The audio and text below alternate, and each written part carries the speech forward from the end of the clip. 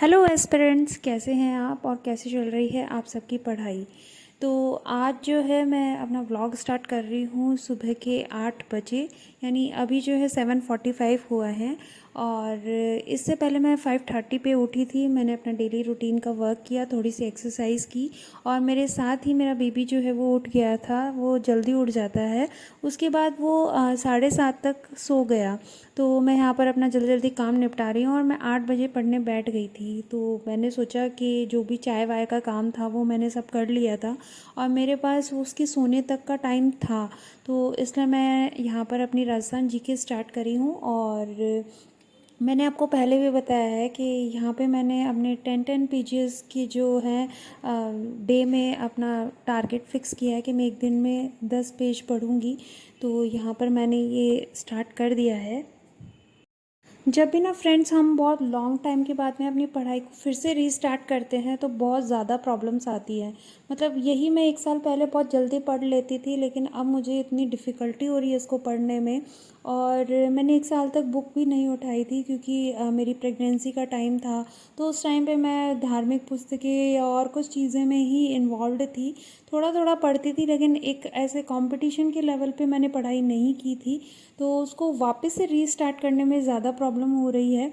और फ्रेंड्स, आज से मैंने 7 डेज़ के लिए टारगेट बनाया है, जो कि आज का डे 1 है। और मैं 4 आवर तो स्टडी करूँ ही पूरे दिन में, ये मैंने डिसाइड किया है। ज़्यादा का मैं टारगेट इसलिए नहीं बना रही हूँ क्योंकि एकदम से ज़्यादा का अगर मैंने बना लिया 6 आवर का और वो कंप्लीट नहीं हुआ तो मैं और डीमोटिवेट हो जाऊँगी। इसलिए मैंने एक बार 4 आवर का ही बनाया है और देखते हैं आज ये पूरा कंप्लीट हो पाता है या नहीं हो पाता। मैंने दोनों ही सब्जेक्ट ले रखे हैं, फर्स्ट पेपर और सेकंड पेपर। और जैसे कि मैंने आपको बताया था कि बायोलॉजी के लिए मैंने नोट्स प्रिपेयर किए हैं, यानी मैं कर रही हूँ अपने नोट्स प्रिपेयर। तो उनमें मैं शॉर्ट नोट्स के टाइप भी बना रही हूँ और मतलब इस तरीके से मैंने अपने नोट्स बनाए हैं कि मुझे फिर बुक उठा के नहीं देखनी पड़े, मैं बस इस नोट से ही अपना रिवीजन करती रहूँ। तो इस तरीके से आप भी अपने जो बायोलॉजी है उसको इसी तरीके से प्रिपेयर करिए, क्योंकि वो एक वास्ट सब्जेक्ट है जो कि बुक से दोबारा रिवाइज नहीं होता है। तो उसके नोट्स बनाना बहुत ज़्यादा ज़रूरी होता है। साथ ही साथ हर टॉपिक के एमसीक्यू ज़रूर निकालिए, क्योंकि ऐसे तो टॉपिक कभी भी क्लियर नहीं होगा। और यही चीज़ फर्स्ट पेपर के लिए भी अप्लाई है, यानी एमसीक्यू जो है वो मस्ट होते हैं। और अगर मेरा सिलेक्शन जो पिछली सेकंड ग्रेड में नहीं हुआ था उसका मेन रीज़न यही था कि एक तो रिवीजन की कमी रही थी, दूसरा मैंने एमसीक्यूज़ नहीं निकाले थे, मतलब निकाले थे पहले, उसके बाद में वो रिवाइज़ नहीं हो पाए थे। तो अभी मैं जो भी मुझे हार्ड क्वेश्चंस लगते हैं एमसीक्यूज़ में, उनको मैं अपनी कॉपी में नोट डाउन कर लेती हूँ एक नोट्स के रूप में, कि मुझे वापस जब रिवीजन करना हो तो मैं उनको देख लूँ। इसलिए ये चीज़ करनी बहुत ज़्यादा ज़रूरी है।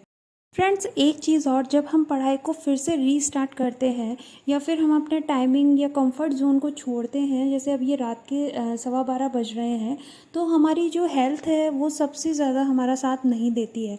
क्योंकि जब हम कंफर्ट जोन से एकदम से अपने आप को प्रेशर देते हैं तो हमारा सर दुखने लगता है, हमें उल्टी जैसा फील होने लगता है। लेकिन अगर आपके अंदर जुनून है कि आपको कुछ ना कुछ करना ही है, अपनी लाइफ जो घिसी पिटी चल रही है उसको चेंज करना है, तो इन सब चीज़ों को आपको इग्नोर करना पड़ेगा। साथ ही साथ आपको अपना ख्याल तो रखना ही पड़ेगा, बट हाँ, इन सब चीज़ों को एक बार आदत में लाना होगा। धीरे धीरे जब आप चीज़ों को कंटिन्यू करेंगे तो ये सब चीज़ें ख़त्म होती चली जाएंगी धीरे धीरे, लेकिन एक बार तो आपको शुरुआत करनी ही पड़ेगी।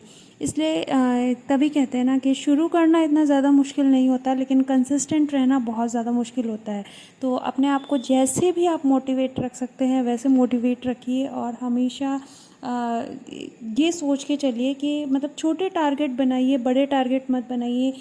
डे बाय डे सोचिए, बहुत लंबा प्लान मत बनाइए कि मुझे 1 महीने में ये कंप्लीट करना है, 1 महीने में वो कंप्लीट करना है। छोटे छोटे प्लान बनाइए, जैसे कि मैंने 7 डेज़ का प्लान बनाया है और 7 डेज़ में कितना कंप्लीट होगा वो तो मैंने सोचा नहीं है, लेकिन हाँ, मैं 4 आवर तो डे अपने ईच डे में दूँगी ही। व्लॉग पसंद आया हो तो लाइक शेयर कमेंट ज़रूर करिएगा।